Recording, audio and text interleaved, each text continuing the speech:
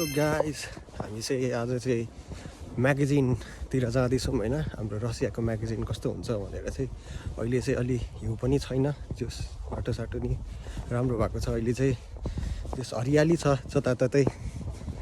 So यस्तो है यहाँको म्यागजिन चाहिँ, जस दुधहरू चाहिँ सबै यहाँनिर त्यो नेपालमा हुन्थ्यो नि हाम्रो अब प्याकेटहरूमा त्यस्तो कि फ्रेस टाइपको त्यस्तो चाहिँ हुँदैन यहाँनिर। त्यो नै अरू ठाउँतिर पाउँछ होला, तर यहाँ चाहिँ प्रायः यस्तै नै हुन्छ है।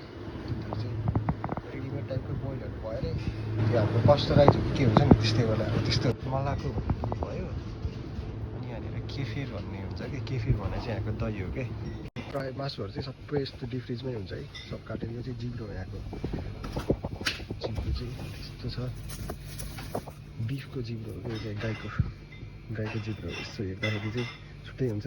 बिफ बडी खान्छ कि यहाँनिर, बिफ। अनि कुखुरा त अब नर्मलै भयो जताततै, चिकन त।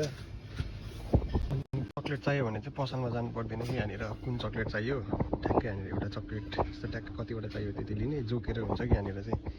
प्लास्टिक कहाँ गयो, यो प्लास्टिक हो, यो प्लास्टिक तान्ने। जस्तो कि यो चक्लेट चाहियो भने अब 4-5 वटा ट्याक्कै लिने, जोक्ने। अनि त्यो क्वान्टिटी अनुसार हुन्छ क्या यहाँ चाहिँ।